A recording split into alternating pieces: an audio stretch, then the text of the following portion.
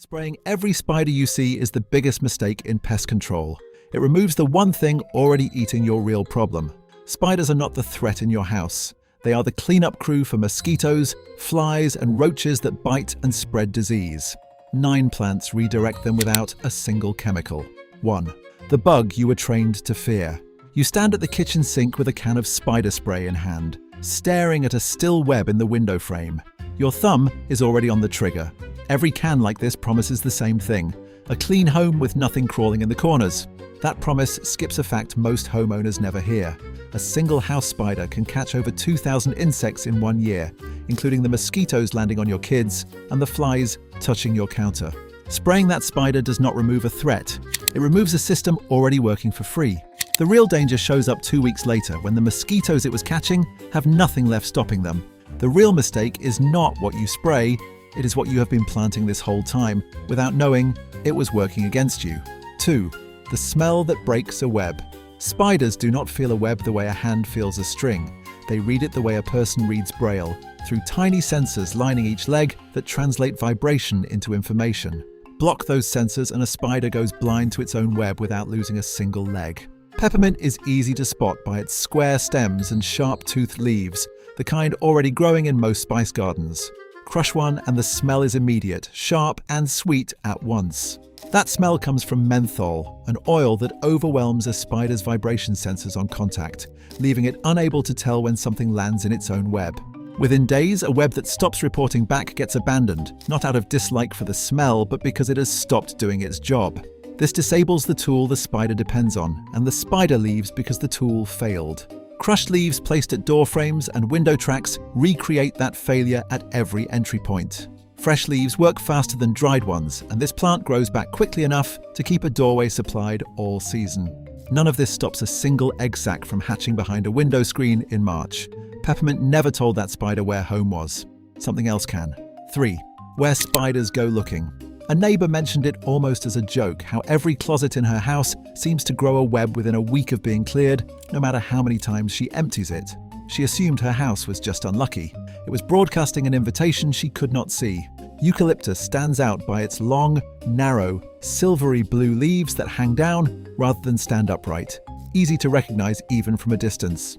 That color comes from a waxy coating that also holds eucalyptol, an oil that jams the organs spiders use to read chemical signals other insects leave behind. It is like trying to follow a conversation inside a packed, loud room. The signal is still there, but nothing useful comes through. A spider standing in eucalyptol cannot tell if a space holds prey, danger, or nothing at all. Most will not risk building somewhere they cannot read, so they leave before construction even starts. This stops the decision before it happens, unlike a scent that only bothers a spider after it has moved in. Dried eucalyptus bundled and hung inside a closet, or fresh leaves replaced every 2 weeks, recreates that jamming signal in the dead air. Spiders depend on most. Eucalyptol blocks a spider from reading a room. It does nothing to stop the one already living inside the walls of that room. 4. The food source running out. 2 weeks is roughly how long it takes a porch light to go from a few moths circling to a swarm thick enough to need swatting away, and the webs above that light multiply on the same schedule. More bugs does not mean a worse season is coming. Something nearby is still winning. Citronella grass grows in dense, tall clumps with thin blade-like leaves, and a sharp lemon smell released the moment one is bent. That smell comes from citronella, an oil that masks the carbon dioxide and body scent mosquitoes and gnats used to find a porch light in the first place. Cut off from the insects they were catching, the spiders above that light have nothing left to eat in the same volume, and a web that once filled nightly starts coming back empty more often than not. Planting citronella in large pots near a porch, divided every 2 years as the clumps outgrow their space, works best paired with cutting back any outdoor lighting left on past midnight, since citronella thins what flies toward the light, but the light itself is still the thing pulling insects in from the whole yard. A starved spider does not vanish. It moves to wherever the next light still draws a crowd. 5. The one that won't fully leave. Most people assume a spider that keeps coming back to the same spot is just stubborn, the way a cat returns to a favorite chair. A young spider rebuilding in that same place again and again is usually still growing, not choosing. Garden mint is easy to confuse with peppermint at a glance, but its leaves are rounder and softer with a smell closer to fresh toothpaste than menthol's sharper bite. Spiders molt several times before reaching full size, and most of that hidden growth happens behind boxes or wall gaps weeks before anyone sees silk. Mint contains a compound called pelargonium, which interferes with that molting process when a young spider is exposed repeatedly. A spider that cannot molt cleanly grows slower and smaller than it should, and far fewer reach the size needed to build a web worth noticing. This removes spiders from a population before removing them would even be necessary.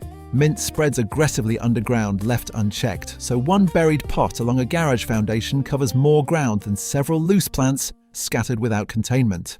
Whatever is hiding behind those boxes already has a future it cannot see coming. The mint decided that future weeks before it noticed the smell. 6. The plant working 2 jobs at once. Lavender is easy to spot by its narrow grey-green leaves and tall purple flower spikes, a plant most people already recognize on sight. It sits in pillow sprays and diffusers across the country, credited with helping people sleep through the night. Linalool, the compound responsible for that calming effect, does not block a single sense the way menthol or eucalyptus do. It interferes with a spider's nervous system broadly enough to disrupt rest cycles, forcing constant low-level agitation instead of the still, conserving stillness a spider needs between hunts. A spider running on that kind of agitation burns through energy it cannot easily replace, and a web built under that strain gets abandoned faster than one left completely alone, weeks before it would have failed on its own. Lavender is safe to plant beneath a child's window or near a porch where pets nap in the sun, asking nothing in return for doing this job. A spider unsettled enough to abandon one web still has 8 other plants standing between it and a quiet place to start a new one. 7. The ground that refuses them. Tannins are the reason a green banana or unripe persimmon puckers the mouth on contact. The same compound sitting in chestnut bark and fallen leaves does something less obvious to a spider's gut. Horse chestnut is recognizable by its broad, fan-shaped leaves and the spiny green husks that drop in fall, easy to spot well before any leaves hit the ground. If a spider walks through tannin-heavy leaf litter and grooms itself afterward the way spiders constantly clean their legs, it swallows trace amounts of that compound, which interferes with how its digestive system breaks down whatever it eats next. This is the first plant on this list that works through digestion rather than detection. Spiders that repeatedly cross tannin-heavy ground avoid nesting in it long-term, not because they sensed a threat, but because that ground consistently left them worse off, moving along instead of being wiped out. Raking fallen chestnut leaves into mulch near a foundation rather than bagging them for removal every fall turns yard cleanup into the exclusion zone itself. The leaves did the work without a single drop of anything sprayed. What happens once that tree drops its last leaf for winter is a different problem. 8. The border that bites back. Marigolds get planted along walkways and flower beds mostly for colour, lined up at the edge of a path without much thought beyond how they look against the mulch. That placement habit is doing more than decorating the border. Marigolds are easy to identify by their dense, ruffled orange or yellow blooms and strong, slightly bitter smell when touched. Their roots and flowers contain compounds related to pyrethrum that irritate a spider's exoskeleton directly on contact, unlike the scent-based compounds in lavender or peppermint. A spider that crosses a marigold border gets an immediate reaction strong enough to send it back the way it came. This only works at the point of contact. A spider standing 3 feet away feels nothing at all. Distance matters more here than with any compound carried through air. Lining a walkway or play area with marigolds planted close enough to leave no gaps wider than a few inches closes that border completely. The same irritant effect washes off skin with soap and water, making this one of the safer borders to plant where bare feet actually go. A border with gaps is not a border. It is an invitation with one good idea sitting next to several bad ones. The difference between a spider redirected at the edge and one killed in the kitchen. 9. What was hiding behind the shutter? A small papery sack tucked into a porch shutter looks harmless until someone realizes what is inside it. By the time anyone notices an egg sac, the spider that made it is long gone. Basil is easy to recognize by its bright green, slightly glossy oval leaves and the sweet, peppery smell released when one is torn. Spiders locate each other using pheromone trails, scent markers, separate from the signals they use to find shelter or sense danger. Basil contains a compound called estragol, which interferes specifically with a spider's ability to follow that mating trail. A spider that cannot track that trail still survives fine. It simply does not reproduce near the basil, disrupting it, meaning fewer egg sacs appear by fall. One basil plant covers roughly a 6-foot radius of disrupted scent, which is why a single pot by the back door rarely does the job a few pots spaced along the whole porch line can. One plant did not remove a single spider. It made sure next season had fewer to begin with. 10. The porch that stops asking for attention. Citral, the same compound that gives lemongrass its sharp citrus smell, behaves differently inside a spider than it does in the air around it.